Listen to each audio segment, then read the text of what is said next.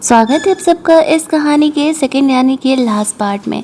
तो इस कहानी के शुरुआत में हम लोग देखते हैं कि यहाँ पर नुआन को उसके अंकल आंटी इस तरीके से उसका केयर कर रहे थे। आंटी का तो कहना था कि तुम हो तो शादी कर लो, तभी वहाँ पर हो आता है। उसे पता चला था कि ऐसे हार्ट की प्रॉब्लम की वजह से नुआन बेहोश हो गई थी।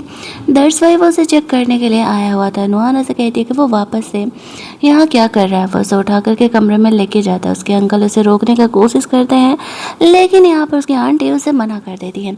और नुआन का फिक्र कर रहा था। उसका सेक्रेटरी के कहने पे एक बैंगल लेकर के आया हुआ था नुआन को देने के लिए। नुआन गुस्से में इस बैंगल को तोड़ देती है। उसका सेक्रेटरी गुस्सा आ जाता है और कहता है तुम्हें पता भी है ये हो की मॉम की अंतिम निशानी थी और तुमने उसे तोड़ दिया। नुआन को इस बात का थोड़ा सा रिग्रेट होता है कि कम से कम उसे वो की मॉम की ये निशानी नहीं तोड़नी चाहिए थी। वो को गुस्सा तो बहुत आता है, लेकिन वो अपने गुस्से को कंट्रोल कर लेता है। अपने सेक्रेटरी को कहता है मेरी होने वाली मैडम को चीज़ें तोड़ना कुछ ज़्यादा ही पसंद है, तो बेहतर होगा कि और सारे ऐसे बैंगल्स लगा के दे दो ताकि वो आसानी से इन चीज़ों को तोड़ सके। ये कहते हुए वो नुआन को कहता है कि कल न्यू ईयर ईव है और मैं तुम्हें लेने के लिए आऊँगा, जहाँ पर कि इसके बाद हम दोनों उसके अगले दिन शादी करने वाले हैं। ये बोल के वो वहाँ से चले जाता है। बाहर जाकर के वो अपने काम में लग जाता है, जहाँ पर कि कुछ रिफ्यूजीज ऐसे उन्हें अपोज कर रहे होते हैं, तो वो उन्हें देखने के लिए जा रहा था। यहीं दूसरी तरफ हम लोग तियान को देखते हैं। वो अपने बॉस के साथ मिलकर नुआन को फंसाने का प्लान किया था।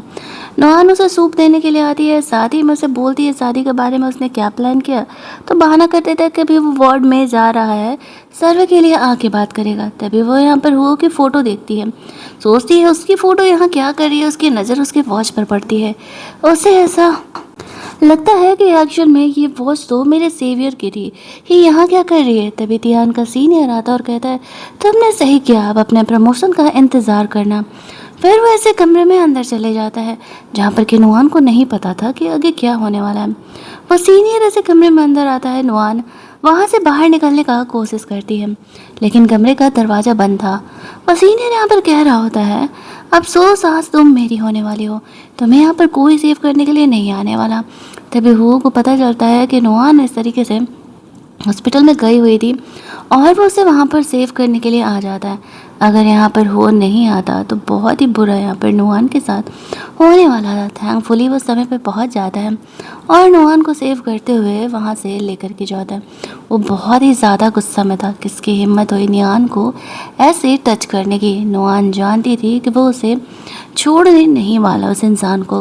वो उसे कहता है तुम्हारी हिम्मत कैसे हुई नुआन को टच करने की। वो कहता है आई एम सॉरी, मुझे नहीं पता था कि एक्चुअल में ये तुम्हारी बंदी है। अगर पता होता तो मैं कभी भी उसे टच नहीं करता।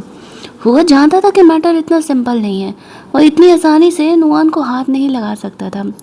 दैट्स वाई वो अपने सेक्रेटरी को पता लगाने के लिए बोलता है पूरा मैटर क्या है।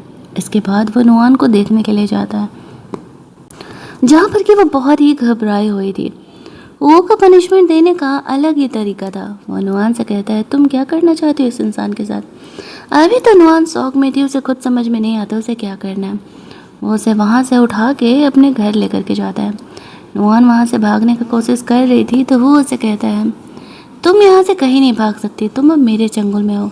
ये बात तो तुम बहुत ही अच्छे तरीके से जान गई हो। तुम्हें मेरे घर चलना पड़ेगा, जो मैं कहूँगा वो करना होगा, तो फिर मैं तुम्हें जाने दूँगा। नुआन कुछ अलग ही समझ रही होती है, बट वो के साथ उसकी जाना मजबूरी थी। वो उसे अपने घर लेकर के जाता है। घर के अंदर नुआन देखती है कि बहुत सारे यहाँ पर मेडिकल से रिलेटेड चीज़ें यहाँ पर रखी हुई हैं। वो सोच रही होती है ये तो डॉक्टर और मेडिकल फील्ड में होता है, ये यहाँ क्या करे। एक फुल इंसान का स्केलेटन यहाँ रखा हुआ था, जैसे देखते ही नुआन खुश होने लगती है। वो से कहते हैं ऐसे बहुत सारे स्केलेटन मैंने तुम्हारे हॉस्पिटल में डोनेट किए हैं, अगर तुम चाहो तो किसी को मार करके मैं तुम्हें भी डोनेट कर सकता है। नुआन कहते नहीं नहीं, मुझे नहीं चाहिए, बोलो तो मुझे यहाँ क्यों लेके आए हो। वो उसके पास जा रहा होता है। नुआन को लगता है कि वो उसके साथ रोमांस करेगा। नुआन उसे कहता है तुम्हें हार्ट की डिसीज़ है ना, मैं तो तुम्हें चेकअप करने के लिए यहाँ लेके आया था, इतना भी ज़्यादा घबराने की क्या ज़रूरत है। फिर वो इस तरीके से नुआन को चेक कर रहा होता है। नुआन को नहीं पता था कि एक्चुअल में वो एक फेमस डॉक्टर है और पहले वो मिलिट्री में हुआ करता था। वो नुआन को चेक करता है, चेक करते ही बताता है कि उसे क्या प्रॉब्लम है। वो कहता है उसे ऑपरेट करने की ज़रूरत है, अगले कुछ दिनों में वो उसको ऑपरेशन भी यहाँ पर अरेंज करेगा। इसके बाद वो आराम से अपनी ज़िंदगी जी सकती है। जहाँ पर कि वो काफ़ी घबराई हुई थी। वो चेकअप करने के बाद उसे दवा लिखता है और कहता है जब तक तुम्हारा ऑपरेशन नहीं होता है तब तक तुम ये दवा खाओ, इससे तुम्हें हार्ट की प्रॉब्लम नहीं होगी। नुआन उसे बताती है कि एक्चुअल में ये प्रॉब्लम उसकी हेरिडेटरी है। उसकी मॉम को ये प्रॉब्लम थी और उसके अंकल को भी यही सेम प्रॉब्लम है। वो गार्ड को कहता है नुआन को घर छोड़ के आने के लिए, लेकिन नुआन कहती है नहीं, वो अकेले ही चली जाएगी। बाहर जाने पर वो ध्यान से मिलती है। ध्यान ने देखा था कि कैसे हो ने नुआन को सेव किया। उसे ऐसा लगने लगता है कि वो और नुआन कहीं ना कहीं कनेक्टेड है और नुआन से पूछ रहा था कि तुम्हारा रिलेटिव कोई बहुत बड़ा ही मिलिट्री वगैरह में जनरल है क्या। नुआन कहती है नहीं। वो पूछ रही थी कि आखिरकार वो था कहाँ, कल उसके साथ इतना बड़ा कांड हुआ और वैसे ही उसे छोड़ के चला गया है। इस बात पर ध्यान उसे कहता है मैंने तुम्हें कहा था ना कि मैं सर्वे के लिए जा रहा हूँ। वो उसे कैसे ना कैसे करके कन्विंस कर लेता है कि उसे पता नहीं था कि एक्चुअल में नुआन के साथ क्या हो रहा है, वरना वो उसे सेव करने के लिए ज़रूर ही आता। तो नुआन उसकी बातों में भी आ जाती है। वो उसे बात बात पे यही याद दिलाता था मैंने तुम्हारी जान बचाई थी ना, तो क्या तुम मुझ पर इतना भी ट्रस्ट नहीं कर सकती हो। अब एक्चुअल में यहाँ पर तियान ने उसकी जान बचाई नहीं थी, लेकिन नुआन को इस बात का कन्फ्यूजन था, तो इस सिचुएशन का फ़ायदा उठाता है और सोचता है कि बेहतर होगा कि वो इस बात का फ़ायदा उठा ले। अब वो उससे कनेक्टेड है तो वो उसे पावरफुल बना सकता है। ऐसा सोचते हुए वो उसी के साथ रहने का डिसाइड करता है। गर्लफ्रेंड बॉयफ्रेंड वाले रिलेशनशिप में तो नहीं, लेकिन हाँ उसके पावर का इस्तेमाल करके वो प्रमोशन ज़रूर पाना चाह रहा था। दूसरी तरफ यहाँ पर हो कोई बात पता चल जाता है जो तियान है वो भी नुआन से कनेक्टेड है और उसे ऐसे ऐसे बहाना बना रहा है। इनफैक्ट कल रात उसी ने इस तरीके से अपने सीनियर को नुआन को ऑफ़र किया था अपने प्रमोशन के लिए और वो डीन की डॉटर को भी डेट कर रहा है। ये सारी बातें पता चलने के बाद तो वो कहाँ उसे छोड़ने वाला था। अगले सीन में हम लोग देखते हैं कि नुआन घर लौट रही थी तो देखती है कि एक्चुअल में उसके भाई को भी इन लोगों ने पकड़ के रखा हुआ है। वो उन रिफ्यूज़ेस में एक आता है। उससे ऐसा लगता है कि उसका भाई भला इतना बड़ा कांड कैसे कर सकता है, वो तो सीधा साधा बस एक स्टूडेंट है। जहाँ पर कि इस तरीके से हो भी आता है। उसे नहीं पता था कि एक्चुअल में वो नुआन का भाई है। नुआन उसे रिक्वेस्ट करने लगती है कि एक्चुअल में ये भाई है मेरा, ये भोला वाला इंसान है, इसने ऐसा नहीं किया होगा, मेरा भरोसा करो, इसे जाने दो। उसे कहता है भोला भाला, और ये तुम्हें पता है इससे मुझसे अनाज लूटने का कोशिश किया है। मैं शहर का जनरल और ये मेरे खिलाफ जा रहा है। अगर तुम्हारा भाई बता दे कि वो किसके लिए काम कर रहा है तो वो एक बार को उसे जाने देने के लिए सोच सकता है, लेकिन उसने खुद ही इस बात को एक्सेप्ट किया है कि वो उन रिफ्यूजीज में से एक है। नुआन अपने भाई पर गुस्सा करने लगती है कि हम तुम्हें कॉलेज भेजते हैं पढ़ने के लिए, तुम ये सारी हरकतें क्यों ही कर रही हो। वही उसका कज़न था यानी अंकल का बेटा। अब यहाँ पर हुओ के नियम के हिसाब से तो जो भी उन रिफ्यूजी में थे उन सबको मार दिया जाता था। हालांकि वो उसे डरा धमका करके अपने होने वाले साले से पूछ रहा था कि तुम किसके लिए काम करते हो, बता दो, लेकिन वो बताने के लिए तैयार ही नहीं था। तभी वहाँ पर उसकी आंटी आ जाती है और वो हुआ से कहने लगती है कि मेरा बेटा ऐसा नहीं है, ज़रूर ही किसी ने इसे पढ़ा लिखा दिया है, इसकी कोई गलती नहीं है, ये दोबारा ऐसा नहीं करेगा उसे जाने देने के लिए।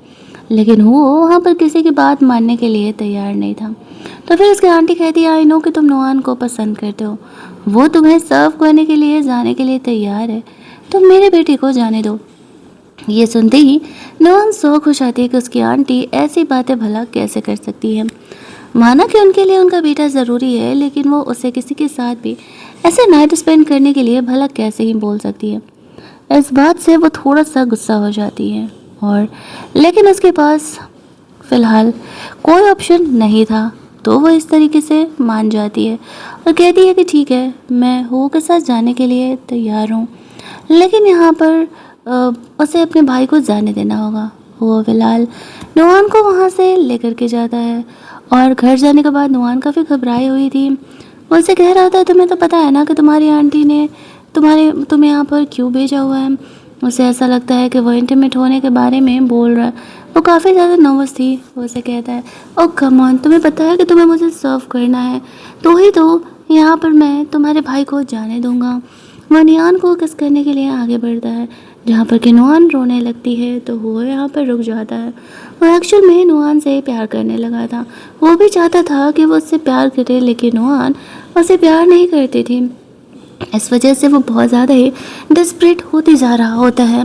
वो उससे कहता है अगर तुम ऐसे करोगे तो फिर अपने भाई को कैसे बचाओगे? और तुम तो मुझे जानती हो ना कि मैं लोगों को उनकी छोटी सी गलती पर ही जान से मार दिया करता हूँ। तो क्या तुम अपने भाई को जिंदा देखना चाहोगी या मरने के बाद उसकी डेड बॉडी के पास जाओगी? यह तो तुम पे डिपेंड करता है। नुआन एक तो खुद हुआ से भी घबराई हुई थी और वो यहाँ पर उसके भाई की ऐसी बातें सुन के और ज़्यादा घबरा जाती है। तभी वहाँ पर उसे पता चलता है कि उसके फादर का कॉल आया है। तो वो नुआन को छोड़ कर उनसे बात करने के लिए जाता है। उसके फादर उस पर गुस्सा कर रहे होते हैं कि वो रिफ्यूजी अभी तक ज़िंदा क्यों हैं, तुम ऐसी गलती कैसे कर सकते हो। एक्चुअल में बहाना करके फ़ोन रख देता है। वो नुआन के भाई को मारना नहीं चाहता था, उसी के कदकाठी का कोई बदमाश इंसान को पकड़ के अपने डैड को बता देने के लिए कहता है कि उसने उन्हें मार डाला है। वो नुआन के भाई को सेव कर रहा था, उसे पता था कि कोई उसके माइंड को कंट्रोल कर रहा है। आफ्टर दैट उसने नुआन के लिए एक खूबसूरत सा ड्रेस सेलेक्ट किया हुआ था जो कि वो उसे गिफ्ट पर देना चाह रहा होता है। उसने यहाँ पर नुआन के लिए एक अच्छा सा सरप्राइज़ प्लान किया था। वो नुआन से मिलने के लिए उसके कमरे में जाता है। वो खुद भी रेडी था और नुआन के लिए खूबसूरत सा ड्रेस लेकर गया हुआ था। वो नुआन को कहता है ये ड्रेस पहन करके रेडी होकर के नीचे आ जाओ, मैं तुम्हारा इंतज़ार कर रही हूँ। नुआन को समझ नहीं आता कि वो करना क्या चाह रहा है। यहीं दूसरी तरफ हम लोग देखते हैं कि हुओ ने तियान और उसकी मोम को घर पे डिनर पर बुलाया हुआ था। उसकी मोम तो काफ़ी खुश हो जाती है, वो लोग लगता है अमीर होने वाले हैं। हुओ ने उन्हें ऐसे डिनर पे बुलाया हुआ है। तभी ऊपर से ऐसे नियान रेडी होकर के आती है। उसकी मोम देख करके कह रही होती है तुम यहाँ क्या कर रही हो, और वो उसे देख के शौक हो जाता है कि ज़रूर यहाँ पर हुओ से उसका कोई कनेक्शन है। नुआन को तियान की हरकतों के बारे में अब तक पता नहीं था। उसकी मामा से कहने लगती है तुम तो गरीब की गरीब ही रहोगी, मेरा बेटा अब अमीर होने वाला है, वो किसी और से शादी करने वाला है। इस बात पे नुआन उसे कहती है लेकिन आंटी आपको तो मैं पसंद थी ना, आप मुझसे शादी कराना चाहती थी। वह हंसते हुए कहती है फॉरेन में मेरा बेटा अकेले था, तुम्हारी जैसी फ्री की मेड मुझे मिल रही थी जो कि मेरे बेटे का ख्याल रखे, तो फिर भला मैं दो बोल अच्छे बोल क्यों ना बोलूँ। तुम तो इतनी गधी हो, मेरी बातों में भी आ गई। तुम्हें क्या लगता है मेरा बेटा जो कि इतना टैलेंटेड है, हॉस्पिटल में डॉक्टर है, उसे मैं तुम्हारी जैसी गरीब लड़की से शादी करने दूंगा जिसके कि मॉम डैड भी नहीं है। ये कहते हुए वो तियान का इंसल्ट करने लगती है, सॉरी नुआन का इंसल्ट करने लगती है। नुआन को धक्का वक्का भी दे देती है। तभी वहाँ पर हम लोग देखते हैं हुआ आता है और वह नुआन को ऐसे गिरे हुए देखता है। वह नुआन को उठाता है और यहाँ पर तियान की मोम उसकी बुराई करना स्टार्ट कर देती है, ये सोचे बिना कि जिस तरीके से वो इस घर पे आए हैं नुआन भी तो वहाँ पर है, तो ज़रूर ही उनका उनसे कोई कनेक्शन होगा। वो जब नुआन को वहाँ से लेकर के टेबल पर जाता है तब जाकर के उसकी मोम को समझ में आता है कुछ ना कुछ तो गड़बड़ ज़रूर है। वो लोग यहाँ पे नुआन की बुराई कर रहे होते हैं, जितना ही नुआन की बुराई कर रहे थे वो उतना ही गुस्सा करने लगता है। थोड़ी देर में वो शांति से उन्हें डाइनिंग टेबल पर बैठने के लिए बोलता है। थोड़ी ही देर में वहाँ पर हो ने उस गर्ल को भी बुलाया था जिसका अफेयर यहाँ पर तियान के साथ चल रहा होता है। ये बात तो इस तरीके से उसे पता भी नहीं था और यहाँ पर वो जब यहाँ पर आती है तो वो समझ जाती है कि यहाँ पर क्या चलने वाला है। वो आराम आराम से उससे पूछ रहा होता है। नुआन को धीरे धीरे अब चीज़ें समझ में आ रही थी। तियान की मोम सोफ कर रही होती है कि वो और ये गर्ल यानी तियान और उनकी ये बेटी काफ़ी दिनों से एक दूसरे को डेट कर रहे हैं, दोनों तो शादी का प्लान भी कर रहे हैं। वो गर्ल सोच रही होती है कि तियान के साथ तो वो टाइम पास कर रही थी, कहाँ ही वो शादी वाले मैटर में फंस गई। वो यहाँ पर उन्हें इसलिए बुलाता है, ये दिखाने के लिए बुलाता है कि एक्चुअल में यहाँ पे इस तरीके से जो है वो दोनों ही यहाँ पर जल्दी शादी कर ले तो बेहतर होगा। दोनों के सामने वो मैच मेकर बन रहा होता है। नुआन को असलियत पता चल जाता है। तियान भी उस लड़की से शादी करने के लिए तैयार था। नुआन समझ जाती है कि तियान एक चीटर है और ये बात हुआ को पता था, दैट्स वाई वो उसे इस तरीके से दिखाने के लिए यहाँ पर उसे ले करके आया हुआ था। अब नुआन यहाँ पर अपने दिल से उसे पूरी तरीके से निकाल चुकी थी। वो वैसे भी उसके साथ सिर्फ इसीलिए थी क्योंकि उसने उसका जान बचाया हुआ था। एहसान चुकाते चुकाते शायद थोड़ा बहुत वो उससे अट्रैक्टेड फील करने लगी थी। अब यहाँ पर उस डॉक्टर को भी बुलाया जाता है जो कि आते हैं साफ बता देता है कि एक्चुअल में तियान ने ही मुझे नुआन को ऑफ़र किया था ताकि वो प्रमोशन ले सके। मुझे पता नहीं था कि ये तुम्हारी होने वाली वाइफ, अगर पता होता तो मैं इसे कभी भी टच नहीं करता। जब यहाँ पर ये बात नुआन को पता चलता है तो वो गुस्सा से उसका खून खौल जाता है। उसने ये एक्सपेक्ट नहीं किया था कि तियान ऐसा कुछ करने वाला है। तियान यहाँ पर बहुत ही ज़्यादा घबरा जाता है कि अब तो उसके सामने ऐसे पोल खुल गया, अब वो भी यहाँ पर है और नुआन भी वहाँ पर है, वो दोनों ही उसे नहीं छोड़ने वाले हैं। वो यहाँ पे नुआन से पूछता है तो तुम अब सोचो कि तुमको क्या करना है, क्योंकि यहाँ पर इस तरीके से जब तियान ने तुम्हें हर्ट किया है तो तुम मुझसे पनिशमेंट तो दोगी ना। वो कहती है हाँ, इसे मैं खुद ही संभालूंगी। वो गुस्सा होकर के उसे हर्ट करने के लिए जाती है, लेकिन वो खुद को रोक लेती है, ये सोचते हुए कि वो एक रूथलेस इंसान नहीं हो सकती है। वैसे भी अब तक वो सेफ़ है ना, भले ही यहाँ पर हो ने उसे सेफ किया। वो उसे वहाँ से जाने देती है, ये कहते हुए चली जाओ यहाँ से, दोबारा अगर तुम दिख गए तो तुम्हारे लिए ये सही नहीं होगा। उसके जाते ही यहाँ पर हो को लग रहा था कि शायद वो उसे थैंक्स बोलेगी, उसकी सिचुएशन में उसने ऐसे उसका हेल्प किया है इस वजह से। लेकिन यहाँ पर ऐसा कुछ भी नहीं था। वो और ज़्यादा भड़क जाती है और कहती है तुम्हें क्या लगता है तुम यहाँ पर इस तरीके से मेरे साथ बिहेव करोगे और तुमने सोचा कि मैं तुम्हें माफ़ कर दूँगी, तुमसे प्यार करने लगूँगी? नहीं, मैं तुमसे प्यार कभी किसी सिचुएशन में नहीं करने वाली हूँ, चाहे जो भी हो जाए। ये कहते हुए वो वहाँ से जाने लगती है। वो खुद सोचता है कि मैं इस लड़की के लिए क्या करूँगी, आखिरकार उसे मुझसे प्यार हो जाए, लेकिन वो प्यार करने के लिए तैयार ही नहीं थी। उसे समझ नहीं आ रहा था कि वो करे तो क्या करे आखिरकार। वो नुआन को उठा के लेके जाता है और कहता है बहुत हो गया, तुम्हें अपने भाई को बचाना है ना, तो वाइफ की ड्यूटी निभानी होगी। वो नुआन के साथ रोमांस करने के लिए आगे बढ़ता है, लेकिन नुआन की नम आँखों को देख करके वो हर बार खुद को रोक लिया करता था। अभी हॉस्पिटल से कॉल आता है, उसके अंकल जो थे वो हॉस्पिटल में एडमिट थे, उन्हें वापस से दिल का दौरा पड़ा था। वो नुआन को हॉस्पिटल लेकर के जाता है। वहाँ जाते ही उसकी आंटी से कह रही होती है कि हमें कुछ करना होगा, तुम्हारे अंकल की हालत बहुत ही ख़राब है और उन्हें ऑपरेशन की सख्त ज़रूरत है। डॉक्टर आकर के बताते हैं कि ये हार्ट का ऑपरेशन हमारे बस का नहीं है, हमारे शहर में एक स्पेशल डॉक्टर है और तुम उन्हें अच्छे से जानती हो, तुम उसे मना लो तो शायद तुम्हारे अंकल की जान बच सकती है। नुआन उस डॉक्टर से पूछती है कि आखिरकार वह इंसान कौन है भाई जो कि मेरे अंकल को बचा सकता है, बताइए, हम कुछ भी करेंगे उसके बचाने के लिए। तो फिर उसे पता चलता है कि वो कोई और नहीं, एक्चुअल में हो ही है। यहाँ पर हो ऐसे डेविल मार्शल बनने से पहले एक डॉक्टर हुआ करता था, तो अगर वो यहाँ पर उसके अंकल को ऑपरेट करेगा तो ऑब्वियस सी बात है कि उसके अंकल की जान बच जाएगी। तो वो कुछ सोचते हुए यहाँ पर हो को ढूंढते हुए निकलती है। उसे याद आता है कि हो ने उसकी भी दिल का चेकअप किया था और उसे दवा दिया था, इट मीन्स कि ये बात झूठ नहीं है। बाहर निकलती है तो बाहर ही हो उसका इंतज़ार कर रहा था। वैसे कहती है मुझे पता चला है कि तुम काफ़ी फेमस डॉक्टर हो, क्या तुम मेरे अंकल को ऑपरेट करोगे? वो कहता है कि बदले में मुझे क्या मिलेगा? वो कहती है बोलो क्या चाहिए तुम्हें? वैसे कहता है मैं चाहता हूँ कि तुम मेरी लीगल वाइफ बन करके पूरी ज़िंदगी मेरे साथ बिताओ। वैसे कहती है कि क्या तुम मेरे सिचुएशन का फ़ायदा उठा रहे हो? इस बात पर वो हंसते हुए कहता है हाँ, यही समझ सकते हो, मुझे जो चाहिए होता है वो मैं कैसे न कैसे हासिल कर ही लेता हूँ। तो नुआन के पास ऑप्शन नहीं था, वो मान जाती है, कहती है ठीक है, मैं तुमसे शादी करने के लिए तैयार हूँ और लेकिन मेरे अंकल को बचाओ कैसे भी करके। तो वो उसकी बात मान जाता है और कहता है कि ठीक है, मैं अंकल को ऑपरेट करने के लिए तैयार हूँ।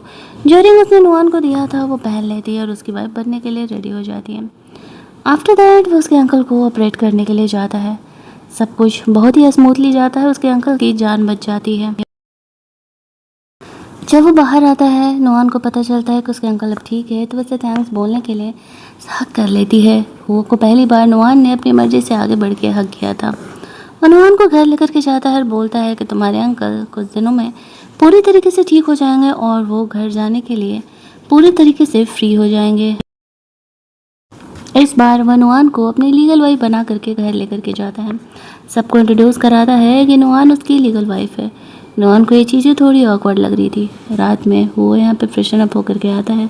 नुआन को लगता है कि इस बार तो वो हनीमून मना करके रहेगा और वो उसे रोक भी नहीं सकती थी क्योंकि वो अब उसकी वाइफ बन चुकी थी। लेकिन वो यहाँ पर कहता है कि डोंट वरी, मैं तुम्हारे साथ कोई भी फोर्सफुली काम नहीं करने वाला हूँ, तुम खुद मेरे पास आओगी जब तुम्हारी मर्जी होगी। वो उसे हक करके उसके साथ सोने के लिए कहता है। अगली मॉर्निंग जब नुआन जगती है तो देखती है कि वो जा चुका है, उसने उसके लिए नोट छोड़ा है। वो नीचे जाती है, घर की मेड से वो कहती है कि वो बाहर जाना चाहती है, उसे अपने स्कूल के क्लासेस अटेंड करने हैं। वो कहती है सॉरी, मैं आपको ऑर्डर नहीं दे सकती क्योंकि हुआ का ऑर्डर नहीं है। तभी वहाँ पे ग्रैंड मदर आती है। वो नुआन से मिलकर के काफ़ी खुश थी। उन्हें पता चला था कि हो ने नुआन से शादी करने का डिसाइड किया है। तो वो अपना घर का खानदानी कड़ा नुआन को देते हुए कहती है ये देखो, ये मेरी तरफ से, ये मुझे मेरी मोम ने दिया था और जब हो ने तुम्हें शादी करने के लिए चूज किया है तो तुम ज़रूर ही उसके लिए स्पेशल होगी। वो नुआन से काफ़ी अच्छी तरीके से बिहेव करती है और कहती है कि अगर वो कॉलेज जाना चाहती है तो जा सकती है, कोई दिक्कत नहीं है, उसे कोई नहीं रोकने वाला है। नुआन जब अपने कॉलेज पहुंचती है, कॉलेज में कुछ लड़कियां आपस में बातें कर रही होती है। वो लोग हुओ के बारे में बात कर रही थी। वो इतना हैंडसम है, भले ही वो रूथलेस है। मैंने सुना है कि आजकल वो एक लड़की को कैप्चर करके अपने साथ रख रहा है क्योंकि वो उससे प्यार करता है। तभी वहाँ पर नुआन आती है। नुआन शांति से अपने क्लासेस कंप्लीट करना चाहती थी, लेकिन वो की वजह से जो उसका प्रिंसिपल था वो आता है नुआन से बात करने के लिए, और वो उससे काफ़ी अच्छे तरीके से बिहेव कर रहा होता है और बोलता है अगर तुम्हें कोई भी प्रॉब्लम होगा स्कूल में तो मुझे तुरंत बताना। नुआन कहती है नहीं नहीं सब ठीक है। उसके जाते ही यहाँ पर उन लड़कियों को ऐसा लगने लगता है कि ज़रूर ही इसका प्रोफेसर के साथ यानी कि प्रिंसिपल के साथ कुछ अफेयर चल रहा है, और वो लोगों से बुली करने लगते हैं। माना एक बार को कि इसका अफेयर चल भी रहा है तो इन लोगों को उस बात से क्या मतलब है। उन्हें शांति से पढ़ाई करनी चाहिए, लेकिन नहीं, इन्हें तो करनी है पंचायती। कहानी को आगे बढ़ाना है, हीरोइन को बुली करना है, एट द एंड खुद बुली होना है। तो होता है कुछ यहाँ पर वही। वो लोग रोहन को बुली करने के लिए जाती है। उसे कैरेक्टर लेस कहती हैं कि वो प्रिंसिपल के साथ फ्लर्ट कर रही है। दूसरी तरफ जब वो ऑफिस से वापस लौटता है तो उसे पता चलता है नुआन कॉलेज के लिए गई हुई है। वो गुस्सा करने लगता है किसने उसे ऑर्डर दिया। ग्रैंड मदर कहती है मैंने उसे जाने दिया है, वो कोई जानवर नहीं है जो तुम उसे बांध करके रख सकते हो। इधर नुआन और लड़कियों के बीच लड़ाई हो रही होती है। नुआन भी पलट के जवाब दे रही थी। तभी प्रिंसिपल की बेटी वहाँ पर आती है और वो नुआन को सेव करती है। सारी लड़कियां वहाँ से चली जाती हैं, लेकिन जब वो नुआन को गौर से देखती है तो उसे याद आता है कुछ टाइम पहले उसने हो को नुआन को बचाते हुए देखा था, और वो सोच रही होती है कि नुआन को ही तो शायद हुआ ने अपने साथ रखा हुआ है। लेकिन उसे ये पता चलता है उनकी बातों से कि नुआन को ये बात नहीं पता है कि हू ने उसकी जान बचाई है। वो हू को पसंद करती थी, उससे शादी करना चाहती थी। नुआन को कहती है अगर हू ने तुमसे शादी कर भी ली तो वो बस टाइम पास करने के लिए तुमसे शादी करेगा, जैसे कि तुम्हें पता है कि वो तुमसे प्यार नहीं करता है। तो नुआन उसे कहती है ओह तो इट मीन्स कि वो तुमसे प्यार करता है, तुम ये सोफ करने के लिए आई हुई हो। वो कहती है ऑब्वियसली मैं प्रिंसिपल की बेटी हूँ, तुम्हारी औकात ही क्या है मेरे सामने, ना तो तुम्हारी खुद की फैमिली है ना ही तुम खुद अमीर हो। और नुआन उसके पेरेंट का इंसल्ट करने लगती है तो नुआन भी पलट के उसे जवाब देती है और खींच करके उसे थप्पड़ मार देती है, जिस वजह से प्रिंसिपल की बेटी को काफ़ी गुस्सा आ जाता है और नुआन को हर्ट करने के लिए आगे बढ़ती है। लेकिन तभी हू उसे प्रोटेक्ट करने के लिए आ जाता है। जब वो यहाँ पर आता है तो लड़की कहने लगती है कि नुआन उसे बुली कर रही है। वो नुआन का फिक्र करते हुए कहता है सब ठीक है ना, तुम्हें चोट तो नहीं लगी ज़्यादा। वो कहती है नहीं सब ठीक है। वो उसे कहती है कि तुम इस लड़की को कैसे पसंद कर सकते हो। इस बात पर वो उसे कहता है क्यों, मुझे किसी से शादी करने के लिए तुमसे परमिशन लेने की ज़रूरत पड़ेगी। बाहर यहाँ पे प्रिंसिपल दरक जाता है। प्रिंसिपल यहाँ पर आता है और हुआ से माफ़ी मांग रहा होता है। उससे कहता है तुम्हें इस गधी के साथ जो करना है करो, मुझे जाने दो, मेरी कोई गलती नहीं है, मैंने तो नुआन का अच्छे से ही ख्याल रखा था। वो लड़की बातों बातों में नुआन को कहती है हुआ ने तुम्हारी जान बचाई थी। अब यहाँ पर नुआन को पता चलता है कि एक्चुअल में उसकी जान तियान ने नहीं बल्कि हुआ ने बचाई हुई थी। वो कहती है छोड़ो, इस लड़की को गलतफहमी हुआ होगा, ऐसे जान से नहीं मारते हैं, बात बात पे ऐसे लोगों को मारना सही नहीं है। मुझे आगे यहाँ पर अभी और स्टडीज़ कंप्लीट करनी है, तो फिर अगर तुम सबको मारते रहोगे तो ये अच्छी बात नहीं है। कैसे न कैसे करके वो यहाँ पर हू को रोक देती है उस लड़की को जान से मारने के लिए, क्योंकि वो नहीं चाहती थी कि बात बात पर हू अपने हाथ गंदे करे, ऐसे जैसे तैसे लोगों का मर्डर करते हुए वो लड़की को वहाँ से हमेशा के लिए भेज दिया जाता है। अब यहाँ पर नुआन को जब पता चलता है हो ने उसकी जान बचाई थी तो वो उससे पूछने लगता है। हो टालने लगता है बातों को इधर उधर और उसे क्लियरली नहीं बता रहा होता है, क्योंकि वो चाहता था कि नुआन उससे प्यार करे, इस एहसान की वजह से नहीं कि मैंने उसकी जान बचाई थी।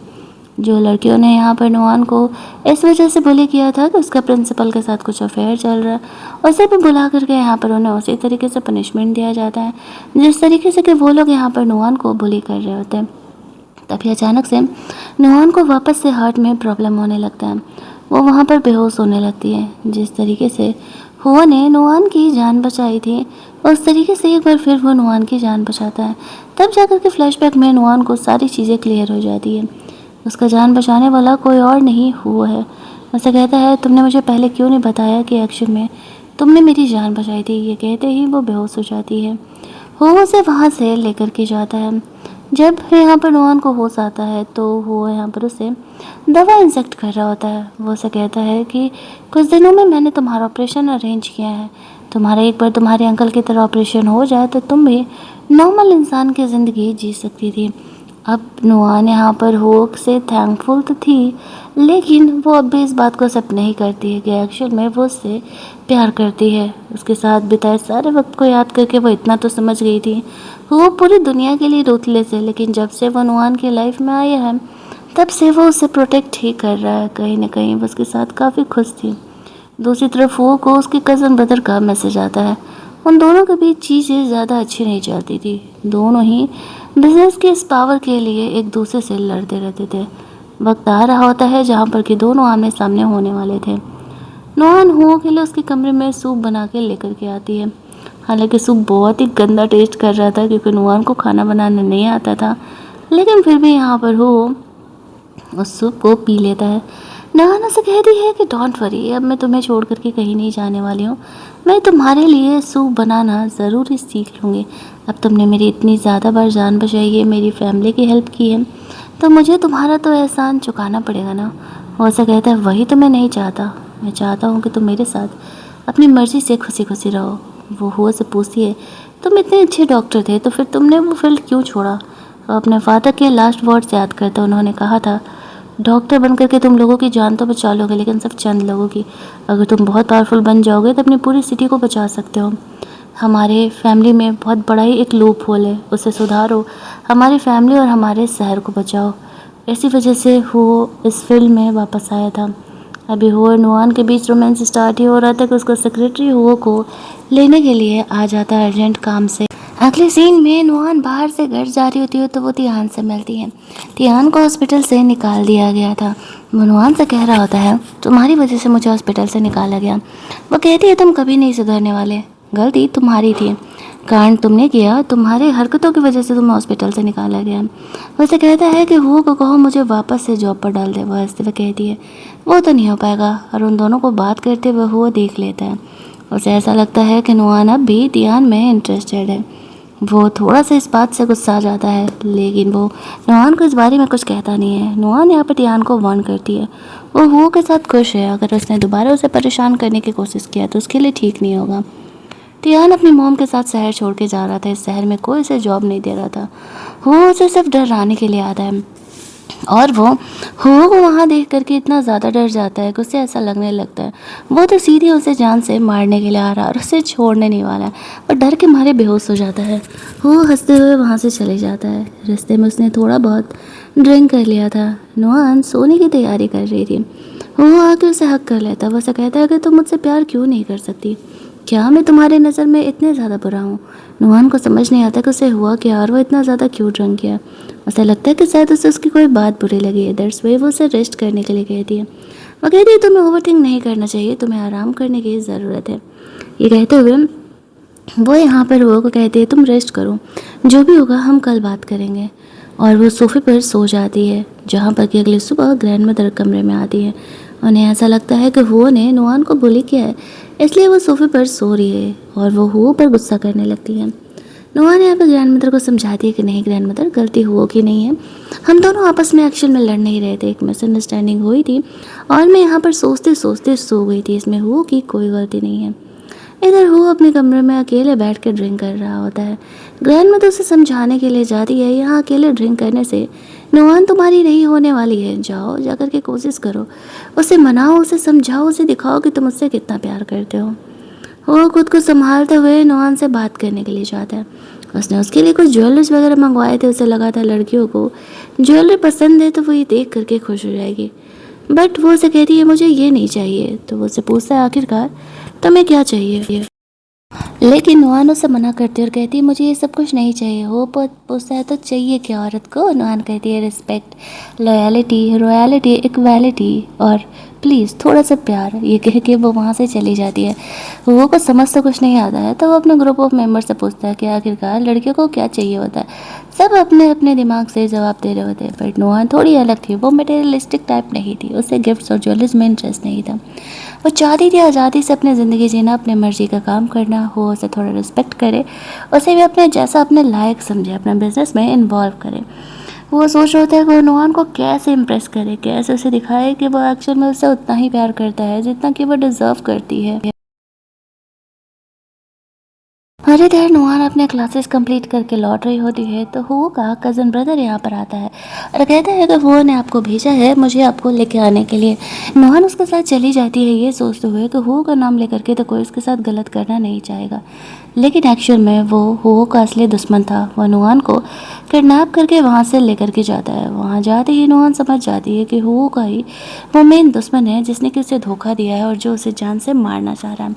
वैसे तो वो हुओ की जगह लेना चाहता था लेकिन कभी ले नहीं पाया, उसके जितना पावरफुल जो नहीं था। हुओ को पता चलता है कि नुआन को ऐसे उसने किडनैप कर लिया है और ये बात उसे नुआन का वही कज़न ब्रदर बताता है जिसको कि उसने एक ढंग का जॉब दे दिया था। तो अब वो नुआन को सेव करने के लिए जाता है, जहाँ पर कि उसका भाई उसे कह रहा होता है कि फाइनली अब मुझे हुओ की कमजोरी हाथ लगी है जो कि तुम है। वो तुमसे इतना प्यार करता है और मैं तुम्हारा इस्तेमाल करके उसे सबक सिखाने वाला हूँ। तब तक यहाँ पर हुओ उसे सेव करने के लिए आ जाता है। उसका भाई उसे कह रहा होता है चलो एक बेट लगाते हैं, इस 6 नाले की गोली में एक गोली है, ये गोली जिसको लगेगी वो पार हो जाएगा और इसके बाद जो बच गया वो वहाँ से ही जा सकता है। तो यहाँ पर इस तरीके से हुआ ये बेट लगाने के लिए तैयार हो जाता है। नुआन मना कर रही थी क्योंकि इसमें बहुत खतरा है और उससे भी हर्ट हो सकता था। तो वो यहाँ पर उसकी बात नहीं सुनता है। वो नुआन को सेव करने के लिए कुछ भी करने के लिए तैयार था। दोनों एक एक करके गोली चलाते हैं। लास्ट गोली भी नुआन को नहीं लगती है, हुओ को नहीं लगती है। अब भारी था उसके भाई को खुद को गोली चलाने का, तो वो घबराने लगता है क्योंकि उसे पता था इस वजह से वो मारा जाएगा। और हो से कहता है एक्चुअल में तुमने गलती कर दी, पहली गोली जो तुमने चलाई थी वो बंदूक फंस गया था और वो गोली चला नहीं था, इस वजह से वो गोली मुझे नहीं लगी और वो गोली तुम्हें लगने वाली है। जैसा कि सर था तुम हार चुके हो, मुझे और नुआन को वहाँ से जाने दो। वो जाने तो दे देता है लेकिन बाहर आते ही वापस उन पर अटैक करने लगता है। दोगला था, उसकी बातों पर ट्रस्ट कैसे ही कर सकते हैं। वो उससे लड़ रहा होता है। नुआन को वो खुद को प्रोटेक्ट करने के लिए कहता है लेकिन एट द एंड नुआन उसे शूट करते हुए को बचाने के लिए, मरने से पहले वो हो को अटैक करने वाला था लेकिन नुआन ऐसे बीच में आ जाती है, गोली उसे लग जाती है। उसका भाई को ऑन द स्पॉट यहाँ पर डेथ हो जाता है। नुआन को वो से प्यार हो गया था, उसे सेव करने के लिए उसने ऐसा किया था। वो उसे जल्दी जल्दी हॉस्पिटल लेकर के जाता है। यहाँ पर इस तरीके से नुआन के हार्ट का भी ऑपरेशन गोली के साथ साथ वो कर देता है क्योंकि आज उसके हार्ट का भी ऑपरेशन होने वाला था। फाइनली नुआन की जान बचती है। उसने ऐसे तियान को पकड़ के रखा हुआ था। तियान ने ही नुआन को इन्फॉर्मेशन दिया था उसके भाई को कि वो है किधर। वो उसे मारा नहीं था क्योंकि नुआन से उसने पूछा नहीं था। नुआन उसे कहती है इसे हमेशा के लिए जेल में डाल दो, मैं इसे दोबारा देखना नहीं चाहती हूँ। वो एज ए हस्बैंड एक्सेप्ट कर चुकी थी। वो प्यार से उसे किस करते हुए कह दिए मुझे समझ में अब आ गया कि आखिरकार तुम्हें इतना बुरा क्यों ही बनना पड़ा। मुझे इस बात से कोई प्रॉब्लम नहीं है कि तुमने इतने लोगों की जान ली है, बट अब ऐसा मत करना, कुछ चीज़ों को हम अपने तरीके से भी संभाल सकते हैं। फिर वो दोनों यहाँ पर हमेशा के लिए एक हो जाते हैं और हमारी ये कहानी यहीं पर एंड कर दी जाती है। अगर आपको ये मस्त मस्त वाली स्टोरी अच्छी लगी होगी तो वीडियो को लाइक और शेयर करना मत भूलना। चैनल को सब्सक्राइब कर लेना ताकि नए वीडियोज़ के नोटिफिकेशन आपको मिलते रहें। चलिए जल्दी से मिल लेते हैं हम लोग एक और रोमांटिक ड्रामा के हिंदी एक्सप्लेनेशन में।